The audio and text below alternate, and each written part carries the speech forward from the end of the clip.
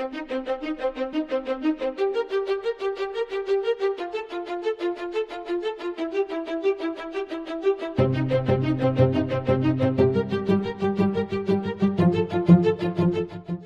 everybody, and welcome to Splains, and today we're gonna be splaining about some football. That's the NBA on NBC theme. That tells you how much I care about sports. Anyway, we're not gonna be talking about the X's and O's of football because I really don't know that. I know that one guy has the ball, the other guy tries to hit the ball, and then there's cheerleaders, and someone gets paid millions of dollars. Speaking of millions of dollars, this week, a group of players from Northwestern University, the Fighting Inns, or I think they're the Wildcats anyway, a school outside of Chicago in a place called Evanston, their football team has decided to unionize. Wait, what? Exactly. You don't think college students can unionize? Well, the National Labor Relations Board, which is a federal board that relates labors nationally, has decided to allow the Northwestern football players to unionize so they can start collective bargaining. Now, Northwestern is a private university. What this means for kids who go to public universities is jack squat, because then you'd be considered a state. We'll get into that later. But right now, the Northwestern football team is able to unionize, of course, pending legal ramifications, guys getting their panties in a wad, and school systems saying, hey, wait a tick. This is what's happened so far.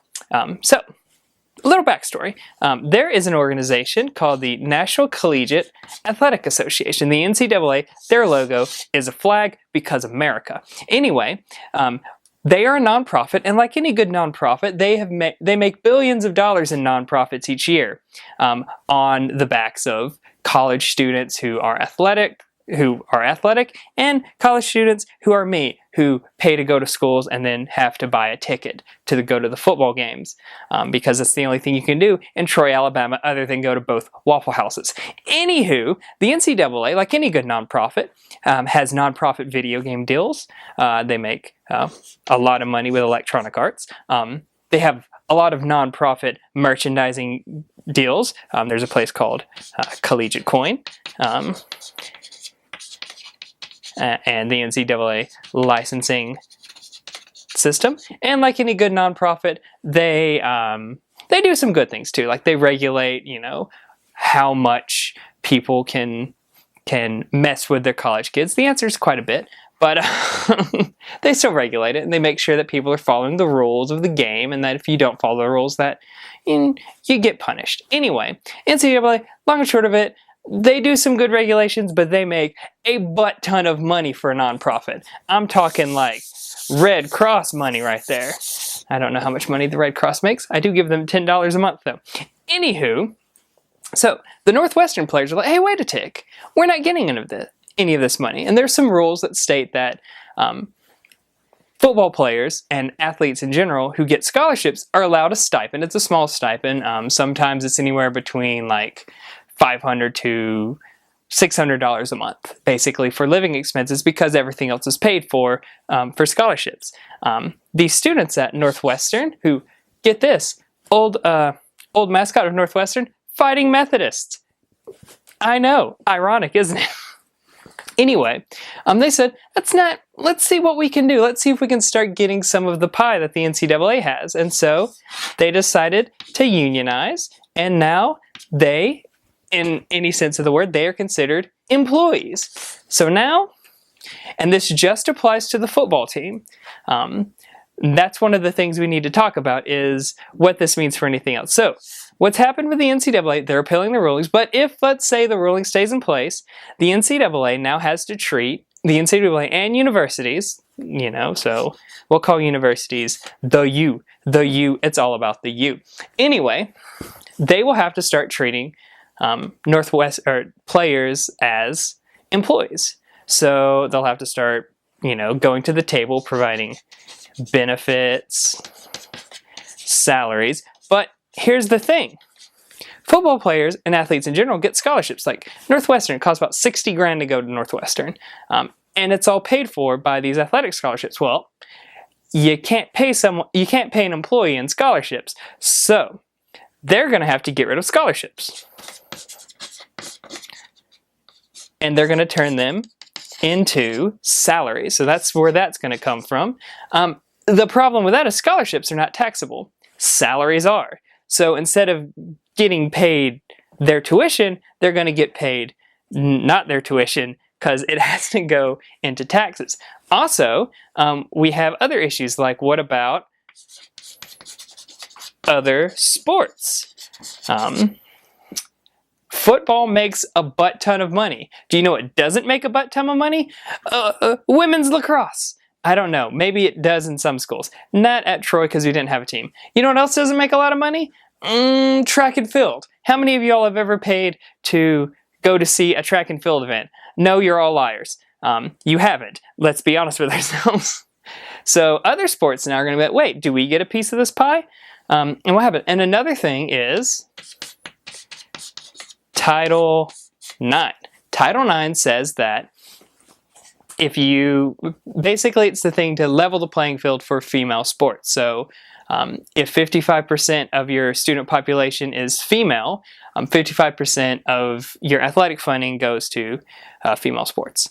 So that's why a lot of places, and again, we're not talking about Title IX here, no knock on Title IX, yay women's sports, go feminism, but you know, a lot of times in this day and age, people who go see sports, they don't watch women's sports. I know at my school, the Troy State University, the women's basketball games were always before the men's because people went to the men's basketball game, they didn't go to the women's, and so you'd have that brief fourth quarter or second half, into the second half, where the stadium would fill up for the men's basketball game, and so the women actually were playing with a crowd there.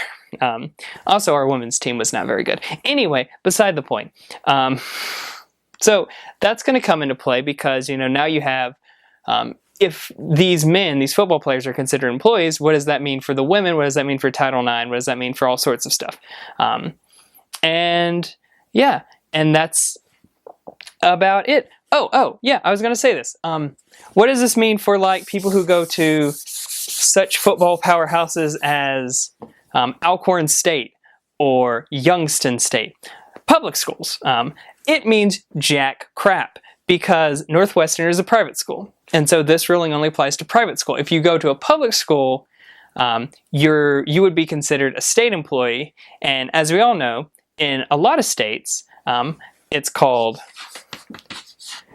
right to work, which means you have the right to work. You do not have the right to try to get a better salary. So for public schools, this means that you're going to be a state employee if everything holds up and then they expand it to include students at public schools. You're going to be a public employee. Public employees, a lot of people are like, oh, they're public employees, they're draining everything. Not true. Let's be honest. I tried to apply for a public job in the state of Alabama and they wanted to offer me, I had my master's degree from Emory. They offered me $22,000 to work as a social worker, high stress job in a very rural, poor county in Alabama, which is like most of them. Anyway, so these public students, they wouldn't have the same rights as these private students. So interesting to see where this goes because a lot of times people get frustrated because they're like, oh, football players, they just don't do anything and they're just there to play football. And now they might have to start getting paid for it. Or at least they're going to start being able to bargain for stuff. And, you know, a lot of people are like, well, they get an education.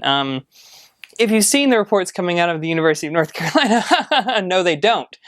When you're getting A- for one paragraph papers, you're not there to learn. You're there to play sports. And so this might be something where it says like, okay, you're now going to be a semi-pro team. And if you decide you want an education, it's there too, but now you have to pay for it.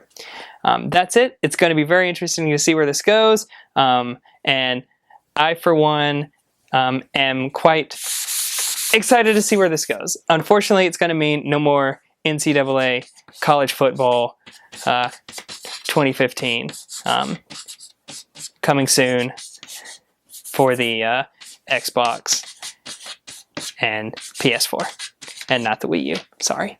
Bye.